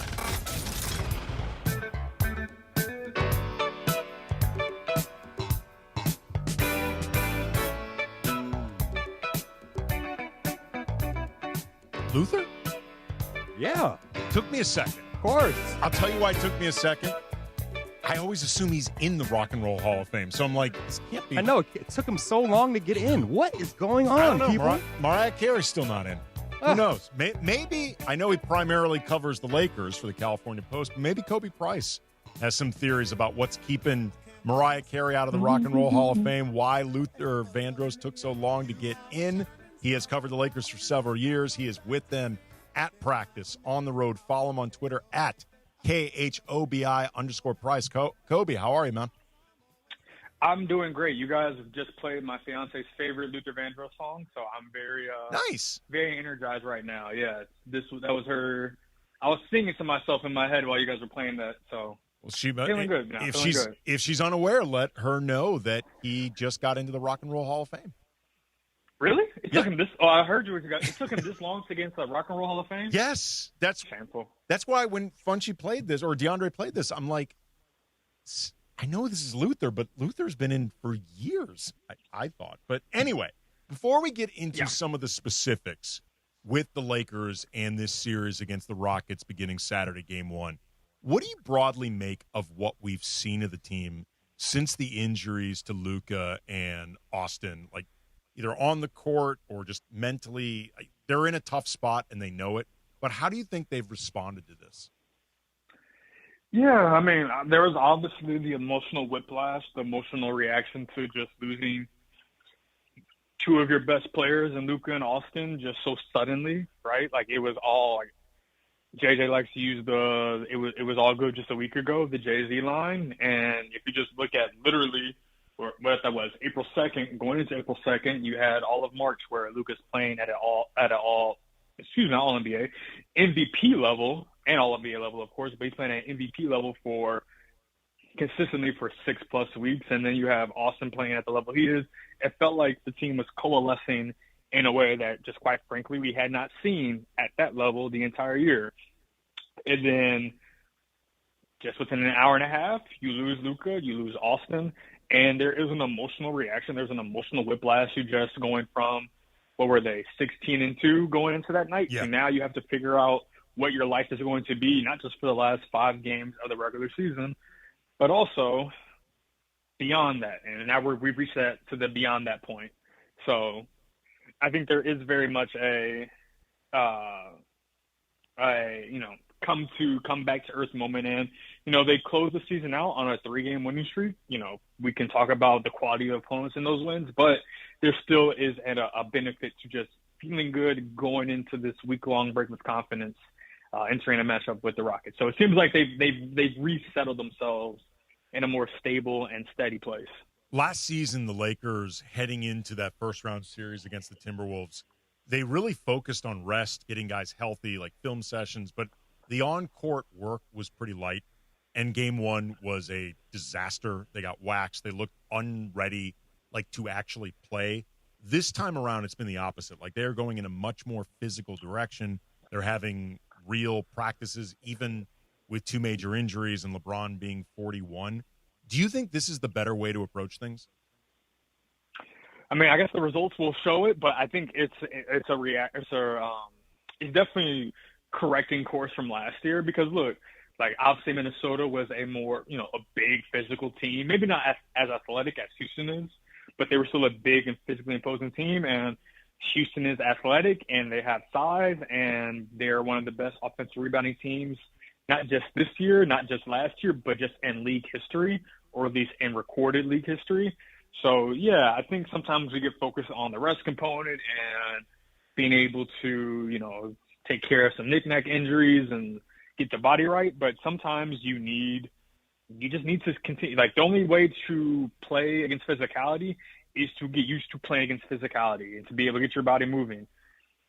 Yeah. How do you train best for a marathon? You got to run. You can't just say, all right, I'm gonna rest my body. I'm gonna do X, Y, and Z. Sometimes you just have to prepare for these actions that you're going to see in the game. So at least for me, I think this is the more appropriate course of action to take rather than we're going to focus on film. We're going to focus on the non-physical things. No, basketball, it is a contact sport. It's a contact game. And so the only way to prepare for contact is to go to contact. So I think it's a better approach to have this year rather than what you did last year. Yeah, or they did last year, rather. As Rui said today after practice, he knows they are going to be really sore after game one.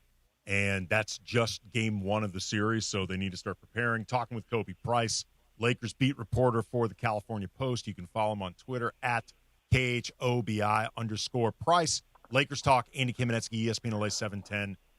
Two big themes that have come up, emphasized by J.J. Redick and other players: ball security, boxing out. Like, they literally spent yesterday in practice just working on boxing out. The rebounding discrepancy between the Rockets and the Lakers in the regular season, 130-91 over 3 games. Like, it's insane. What if anything do you think the Lakers can do to try to offset this? I mean, I realize box out, stuff like that, but do you think there are key players in this to try to even that out? Yeah, I mean, there definitely are, just based off how the Lakers, at least this past season, have defended. I mean, that's a lot of it's going to come down to your bigger guys. It's going to come down to DeAndre. It's going to come down to Jackson. It's going to come down to Rui, Jake, and LeBron. And I list those guys because I'm thinking about who's going to be most likely to be guarding or having to box out Şengün and Thompson, more or less. And obviously there are other guys who can contribute to the offensive rebounding battle, period. But I was just rewatching some of the games. Obviously, if the Lakers switch a lot, there are going to be a lot of matchups where some of the front line guys for the Lakers are going to be having to box out Thompson or boxing out Şengün and just having to go through those battles, right? So it comes down to everybody because, honestly, there are so many guys from Houston that could be a threat to get an offensive board or be a threat to battle on the boards in the way that they do. It's really like a collective, even without Steven Adams, who was arguably the single most impactful player when it came to offensive rebounding this past season before his season-ending injury. But that it's going to have to be an effort really from the front line guys for the Lakers, just because you have to be physical, and you have to be physical with the Rockets' biggest players. The talent gap right now with Luka and Austin not being available obviously favors the Rockets. The Rockets are rightly going to be favored in this series. The Lakers the underdog. But with that acknowledged, do you see any potential Rockets weaknesses that the Lakers are still equipped to exploit? Oh, 1,000%. I mean, I think some of it also is, I forget how many teams it was. I wrote it down the other day, but the Rockets are one of the few teams that were top 10 in both offense and defense this past season. But I think there was a little bit of just luck in terms of both sides, and more so defensively. I think there was luck. I think their offensive rating, while respecting it, I think some of it ignores that if you do a better job of boxing out and limiting their offensive rebounding opportunities, their offensive rating plummets. Like their first shot offensive rating plummets when you don't, understandably so, you don't give them a second look, right? I think so if you can take care of that, like their actual half-court offense, like the Lakers are much better half-court offense than the Rockets. And if you can make this more of a half-court game, even with Luka and Austin being out, they'll benefit from that. And then defensively, it did seem like there was a lot of shooting luck for going in favor of the Rockets, at least defensively. So and they're not the best shooting team. I mean, they've had good stretches, but they're not just how you look at the roster right now. Just you look at the roster, it's not the best pure shooting team. So there are advantages for the Lakers to exploit or take advantage of, but when you don't have Luka and Austin, those margins become a little bit more narrow compared to, obviously, if you did have them, which is what we saw when they played in Houston both times in March. Talking with Kobe Price, covers the Lakers for the California Post. Follow him on Twitter at KHOBI_Price. Lakers Talk, Andy Kamenetsky, ESPN LA 710. One other area, Kobe, I'm curious your thoughts on this, that I do think the Lakers have a potential advantage, but it's going to take a lot of work to get there, I think if you start getting into last 5 minutes, last 3 minutes, the last minute of a game, and it's tight, I trust LeBron and his decision-making more than I trust anybody on the Rockets in terms of theirs. And I think that is a major advantage for the Lakers. But like I said, you got to keep the minutes tight up to that point. So those opening 43, that's going to be difficult. But do you think there's some validity to the idea that if these games get close, LeBron could be the difference maker? No, absolutely.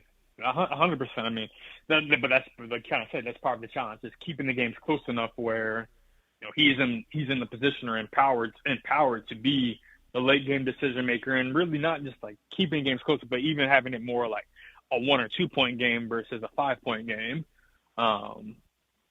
So yeah, I mean, we saw that in Houston where once, you know, the Lakers went to certain defensive coverages, it threw off the Rockets. They didn't adjust enough, at least during the game, to counter what the Lakers are doing. So there is definitely credence to that. The challenge more so is for the Lakers, can you keep, you know, and the other thing that I think sometimes get ignored when you know, you lose big players like Luka and Austin, it's not just that you lose them. Now other players have to play minute lows that they're just not accustomed to, right? Like they're having to extend themselves physically more. So you could see, you know, or at least I could see there being gaps within the game where, because fatigue settles in or the Lakers are just not used to playing as physically as the Rockets are, you know, you see these longer runs in the second or third quarter that come back to bite you in the fourth quarter. So more so the challenge is like, yeah, I would take the Lakers over the Rockets in a close game late, but can you be the team up by 2 or 3 or only trail 1 or 2 or 3 as opposed to you're fighting back from down 10 because Houston grabbed more offensive boards and Kevin Durant just went, you know, or Şengün had a more signature game from them earlier on. Speaking of, actually, I want to get to the other guys in a second, but with LeBron, how are you expecting him to be utilized in this series, like on both sides of the ball, particularly defensively, because there is theoretically a lot on his plate, and I know they're going to be mindful of a balance between they need LeBron to do a lot. They also don't want to burn him out. So how are you picturing them handling this? Yeah, I mean, we've kind of seen, at least, well, I'll focus offensively before getting too defensively. Offensively, we've seen we've seen him on ball a little bit more, but he's just been more involved. And the biggest shift, at least for the Lakers, has been they've been going through a lot more off-ball actions, whether that's for LeBron, Luke Kennard, Rui Hachimura, a lot of off-ball actions just to get some of their guys the ball with an advantage or off the catch, rather than, you know, we've seen it with Luke and Austin running a lot of on-ball action. So I think that'll, if anything, LeBron will be even more involved, but it's not going to look like, you know, it's going to be in the post, hopefully after, you know, the Lakers hope after creating an advantage or coming off-ball actions to create an advantage, rather than LeBron, you're up top, and here's a pick and roll with DeAndre Ayton. Here's a pick and roll with Jackson. You'll see that, but not to the same degree that you would see from 2018 LeBron, 2020, 2022 LeBron. Defensively, we've seen in other, you know, against Houston, LeBron, you're on Amin Thompson. LeBron, you're on insert Houston's non-shooter, and you can be the free safety, and you can create havoc that way. The challenge is, you know, once you there's an uptick in offensive responsibilities that can tend to take away from the energy to insert defensively. But that was the regular season, right? In the playoffs, more is going to be required just because the margins are narrower for mistakes or for lapses or for the energy not to be applied. So that's really just what I would expect from a usage, or I guess role standpoint for him. Who is a Laker not named LeBron James Sr., because I will allow for the possibility of Bronny, that you think is the biggest potential X factor for the team that could swing the series for the Lakers most in either direction? DeAndre Ayton. And I think this has been a theme the entire season. It's a lot of it's going to be on him in terms of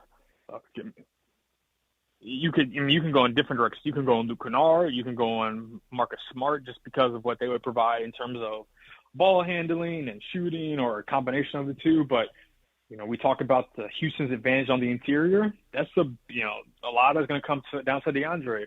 Does he have the requisite energy? Does he have the requisite mindset to battle, box out, get the rebounds? Houston's going to be crashing hard.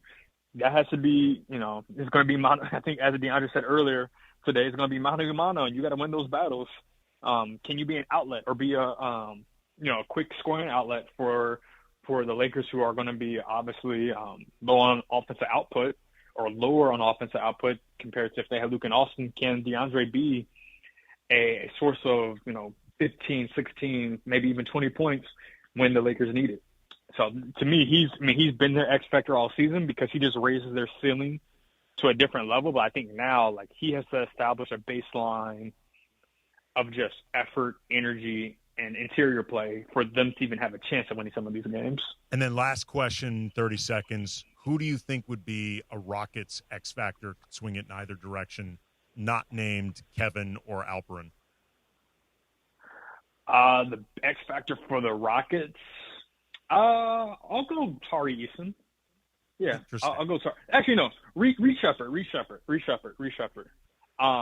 Because if the Lakers aren't able to exploit the size disadvantage that he comes with, he's such a significant source of just different offense for the Rockets, especially in the half court with the shooting and playmaking. If they're not able to exploit his deficiencies, then it does feel like the series will not go in their favor. It will not go in the Lakers' favor, that is.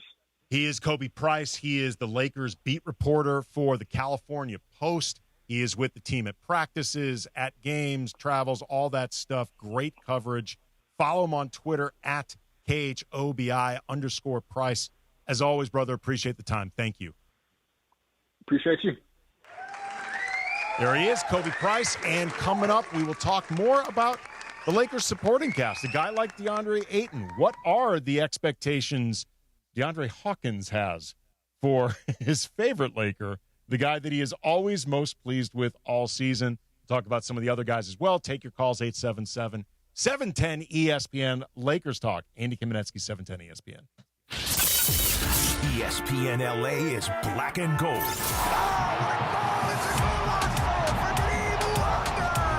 Follow LAFC on the quest for trophies all season long. Every match, every pass, every goal. The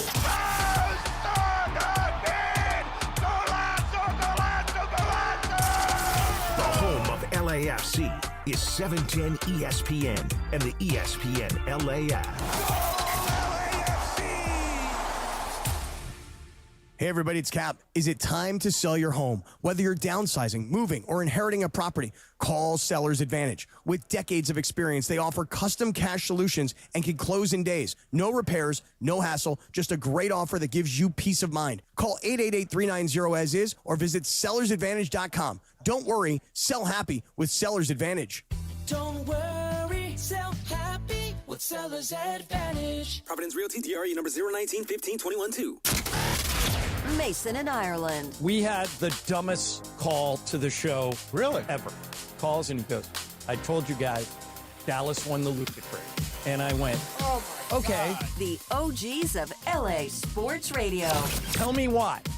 Because Luka always gets hurt. This is always going to be the way it ends, blah, blah, blah. And I said, if you could go back and undo the Luka trade. So in other words, we get Anthony Davis and Max Christie back, and we get a number one pick back. They keep Luka. Right. You would do absolutely. I said, you are, congratulations, the dumbest call we've had in the history of the show. And we've had some dumb calls. Off the top of your head, can you think of a stupider take than that? That is peak dumb. That is as dumb as you get. Mason in Ireland, weekdays at noon on 710 ESPN, the all-new ESPN LA app, and live on YouTube. Hey, it's Travis. Every legend has a story, and those stories are kept at Legends Attic in Claremont. Legends Attic is the premier sports memorabilia gallery and store that offers a unique blend of rare and iconic collectibles. It's a community for sports fans and collectors, so go check it out for yourself. Legends Attic, 619 West Foothill Boulevard in the city of Claremont. Visit legendsattic.com and be sure to follow Legends Attic on all social media platforms so you can stay connected to know about their upcoming signings and special events with Hall of Famers and pro players. Individuals and businesses with tax problems, listen carefully. Do you feel like you're losing control of your finances? If you owe over $10,000 in back taxes or have unfiled tax returns, we can help you take back control. The IRS is the largest and most aggressive collection agency in the world, and they can seize your bank accounts, garnish your paycheck, close your business, and file criminal charges. Take control of your tax problem now by calling the experts at U.S. Tax Shield and take advantage of the Fresh Start program and new laws that may allow us to negotiate a settlement for the lowest amount possible. Our team of tax attorneys and enrolled agents can stop collections and get you protected so you can take control of your financial future. U.S. Tax Shield offers a price protection guaranteed quote to get you protected today. U.S. Tax Shield is A+ rated with the Better Business Bureau, so call now. 800-687-5192. That's 800-687-5192. U.S. Tax Shield. 800-687-5192.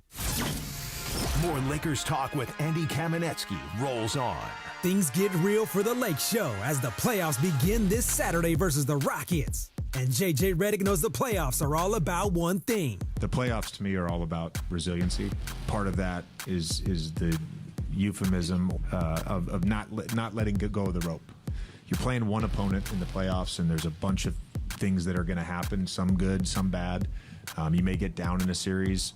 You may get down in the game. You may get down in a game on the road. And just you have to play with resiliency. Lakers Talk is presented by Hoag Orthopedic Institute. When pain keeps you from doing what you love, Hoag Orthopedic Institute gets you back to you. Visit HoagOrthopedicInstitute.com to get the help you need today. And all new Lakers Talk is on right now. Back to Andy Kamenetsky.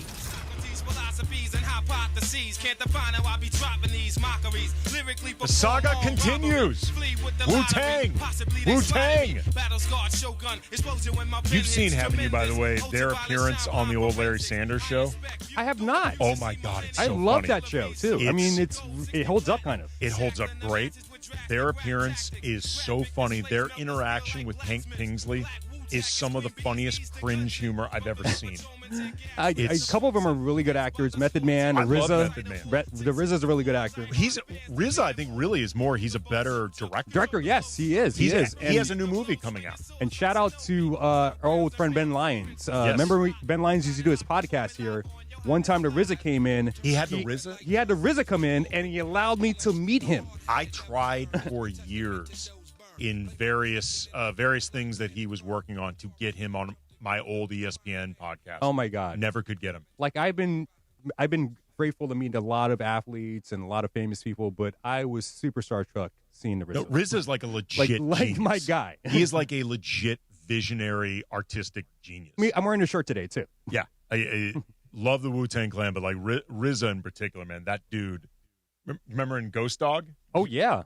Oh yeah, Ghost Dog. Yes, He did the soundtrack to that. Yes, and literally only had like maybe a line, maybe 5 lines. No, he approaches Forrest Whitaker on the street. They do the prayer hands thing. What's up, Ghost Dog? What's up, Ghost Dog? Much respect. Much respect. That's right. Solomon in Lake Balboa. You're on Lakers Talk. What's up, Solomon? Hey, I'm good, Andy. Thanks for taking my call. Hey, Haesung, really quick. Haesung Kim just hit a home run. There you go. You know, the Dodgers, someone said they were a pinball machine, and I'm starting to believe it, okay? So, yeah, if you just sit for a minute and turn around and something else has happened, positive for the Dodgers. So, but thanks for the update. Anyway, regarding the Lakers for the coming series, and I did want to answer your question about LeBron. You know, before the big winning streak, what was everyone saying? All the prognosticators, a lot of fans, including myself, they can't beat teams over 500. They're a flawed team. They're not going anywhere, et cetera, et cetera. Lo and behold, they turned it around. Now, interestingly enough, prognosticators, a lot of fans, a lot of people saying, boy, they lost Reeves and Luka. They're dead in the water. There's no way they're not going to even get out of the first round. You never know. The team's got a lot of fight in them. We're finding out how much character they have or they don't have, and let's give it a shot. You never know. They could surprise a lot of people. Ayton and Rui have scored 20+ points before in games with LeBron and Luka and Reeves available. So that means they could do it again. They do have people that can score the ball. Regarding LeBron and what's he going to do, I don't expect him to take over the series. I think it's not. I think it's unrealistic. You know, if he tries to do that, it's like you said, 2 games into a 7-game series, that's it. He's burned out and he's done. I think all LeBron can do is play the best version of himself, which still remains a distributor, making others better, and setting the tone, being a leader. That's all I expect from LeBron in the series coming up here against Houston. Appreciate the call there, Solomon. Like I said before, I think LeBron's actually in a good position for a guy that is on a team that is a major underdog. And the task in front of LeBron, like I was thinking about this, I don't think LeBron has had this much of an ask in the playoffs probably since his last season in Cleveland, you know, after Kyrie left, and it was him and Kevin Love, and then from there, a team of role players against the Steph Curry Warriors. Like I'm not sure he's had that much on his plate. Maybe you have to go back to 2007 when he led the Cavs to the finals, like a team that with Larry Hughes, Sasha Pavlovich. Oh my God, Boobie Gibson. Yeah, like respectfully to all of those guys, like solid supporting player. Like they had no business getting that far without LeBron. Like this may be the most he's had on his plate since then. This is the most difficult I think he's had in terms of the first round, probably going back to that first stint in Cleveland. Like even against the Nuggets in the first round a couple years ago, he still had Anthony Davis. Marshall. Yeah, those days.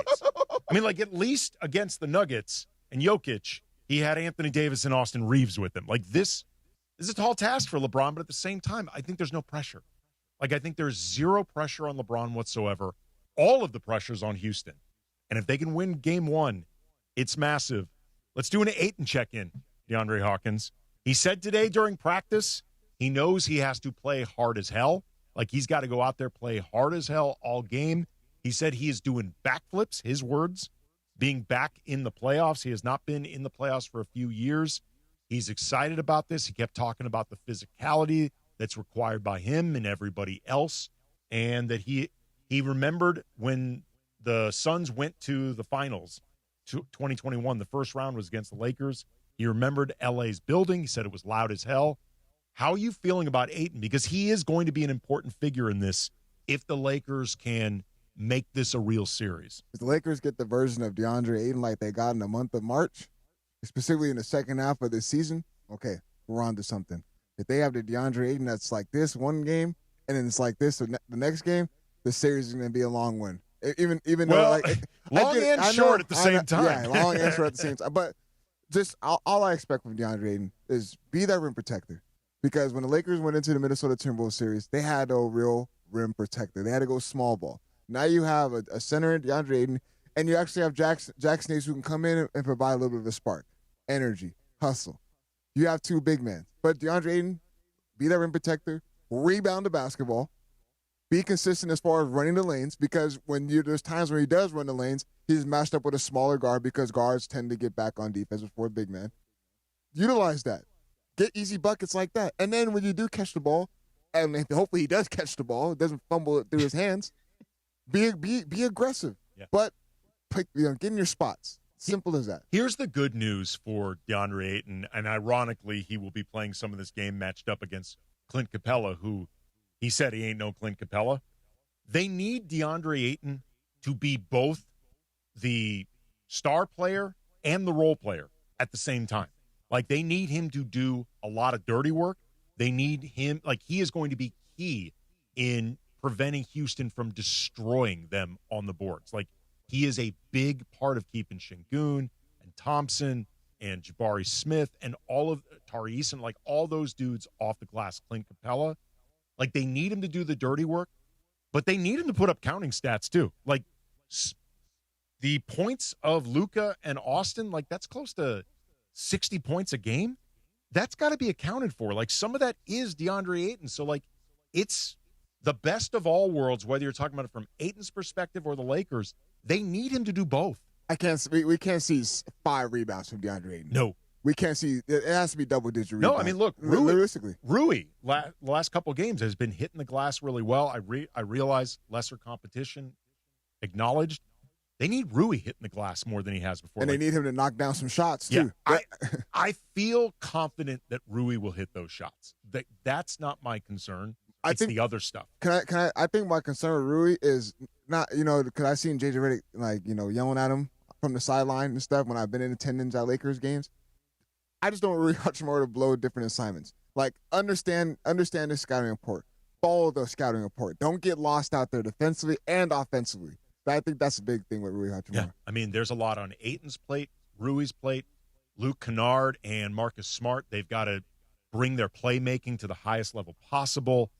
Jake LaRavia's got to be able to do the dirty work, but like a lesser version of Ayton. Like, Jake LaRavia needs to knock down his shots. Like, Vando's got to be out there providing the defense and the hustle and the rebounding, but he's got to make sure if he's got opportunities under the basket, he finishes. Like, everybody's got to contribute. All right, as always, close out with a little crunch time. Funchy's got the topics. DeAndre and I will weigh in.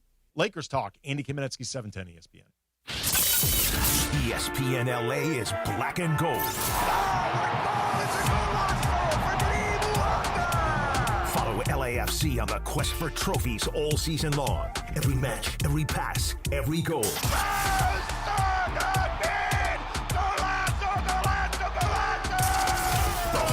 LAFC is 710 ESPN and the ESPN LA app.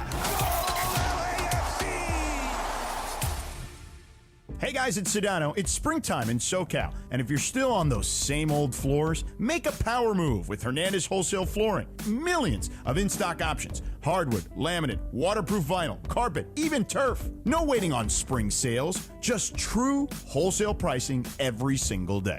Extra savings for first responders, military, and veterans, plus price match. Hit the showroom right off the 5 freeway or check them out at HernandezWholesaleFlooring.net. No games, no gimmicks, because no spring sale beats wholesale.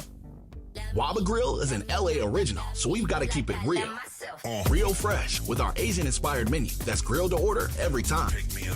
Real quality with our marinated proteins like hormone-free chicken, ribeye steak, wild-caught salmon, and shrimp. Head to Waba Grill for $5 happy hour, weekdays after 3 p.m., and try our new chili crisp dumplings, paired with a premium or beverage drink, like our delicious Thai tea, both for only $5. Only at Waba Grill. It's for you. Los Angeles, if you missed out on any action this past season, don't make the same mistake. Secure your spot in the Rams house for 2026. Watch every home game next year with big-time matchups against the Bills, Chiefs, Cowboys, and Packers. In addition, enjoy home playoff ticket access, interest-free monthly payment plans, and stadium event pre-sale access. Visit therams.com/2026. Again, that is therams.com/2026. Don't miss out on any of next season's action. Get your Rams season tickets today. It's crunch time on Lakers Talk. When the clock is ticking and it's all coming down to the wire, you know what that means. This is crunch time. All right, as always, we will close out Lakers Talk with a little crunch time. Funchy's got the topics. DeAndre and I weigh in. What you got there, Funchy? We've been having this running theme today with our rejoin music with rock and roll history inductees. I just want to give a shout out to Queen Latifah, also MC Light, Graham Parsons. You'll be honored with an early influence award. Yeah, I saw that, actually. Yeah. Mm-hmm. Good for MC. MC Light is a name I've not heard in a minute. No, I know. Good for her. Yeah, and also just, it sucks to the people that didn't get in. The Black Crowes didn't get in. Mariah Carey, you mentioned her. That's Melissa bizarre. I always figure she's in. Melissa Etheridge, Lauryn Hill, Intersex, Pink, Shakira did not get in. And also, INXS should be in. Yeah, they should be in. INXS should. I love it. And also my group that should have got in, New Edition. They should have got in. That's my group. Yeah, that's, you know what? They've been doing it since the early 80s. They've been doing this for a lot. They were hugely influential. I guess All I Want for Christmas is not a hit. I wonder, this isn't fair. I wonder if there's any concerns with like Mariah or Lauryn Hill of their speech going off the rails or the performance going off the rails. I think what Lauryn Hill is she going to show up? There's that. That's that. Dude. Is she going to show? And if she does show up, is she going to be late? Right. Like they need to tell her that the induction ceremony is like 48 hours before it actually starts, just so she can be there 3 hours late. All right, let's move on to real basketball. Playing game started last night as the Hornets beat the Miami Heat by 1 in overtime, and that was a really thrilling game. And I guess the big news from that game was that LaMelo Ball tripped Bam, and it took him out the game, and he did not get suspended for it today. He only got fined. I'm not surprised. I understand why Heat fans are upset. I understand why Eric Spoelstra was upset. That was I don't think it was an intentionally dirty play. Yeah, but it was their best LaMelo. player. It was, but Bam Adebayo ended up getting hurt on it. It was a careless play at the very least by LaMelo. He does not have a history of dirty plays, which I imagine played a role in this. I don't think he should have been suspended, but I get why Heat fans are upset. DeAndre, was it a dirty play? Was it a dirty play?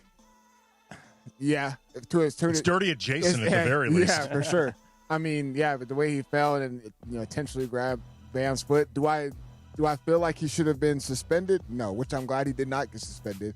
The fine and, the flagrant, if he shouldn't have gotten a flagrant one, call it. There you go. Simple as that. Do you see what LaMelo did to the Hornets mascot after the game? No. Yeah, he punched the mascot. He punched the mascot.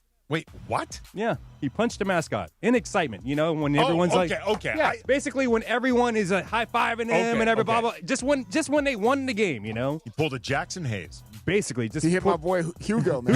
Hugo to Hornet. Hugo to Hornet. If you go to social media, just look it up. I did not see that. Also, the other game last night saw the Portland Trailblazers beat the Phoenix Suns. I was shocked by that. I was only able to see like the last couple minutes of it because I was recording my unnamed podcast during it, and that was the only time we could do it. But what a season for Portland! Like it's actually been overachieving. Really overachieving. They shouldn't even be in a playing situation. Yeah, ironically, they were overachieving against a team like Phoenix that's also been seen as overachieving this year, but great season for the Blazers, ironically, as their coach is facing prison time. People are saying that Thiago Splitter should be up for... Yeah, I want to make it clear. I'm talking about Chauncey Billups, not Thiago Splitter. For sure. But I'm saying the people are saying that Thiago Splitter should at least get some votes for being... at the very least, he should get serious consideration for getting the interim tag taken off his title. He's done a great job with them. And also... He also has the look and the name of a Bond villain. He does. He does. What's that Bond villain with the mouth, like the metal mouth? Oh, I forgot his name. I totally forgot his name. But like Thiago Splitter, it's a great villain name, and he's got the look for it. Okay, tonight, first game tonight saw the Philadelphia 76ers beat the Orlando Magic, which is very surprising because Orlando, by a lot of the basketball pundits, before the season were picked to go very far and even just be in the top 3 in the Eastern Conference. Dude, this season has been a mess for the Magic. I think... and that Bond villain was named Jaws. I think Mosley could end up getting fired, rightly or not. Another rough game for Paolo Banchero in a big moment.